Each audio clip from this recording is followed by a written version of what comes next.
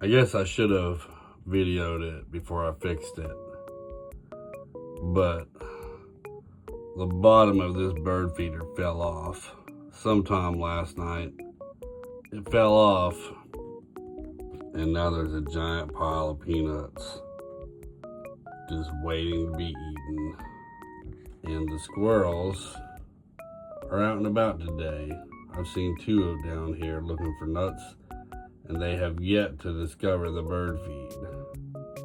Squirrel, peanuts. Squirrel.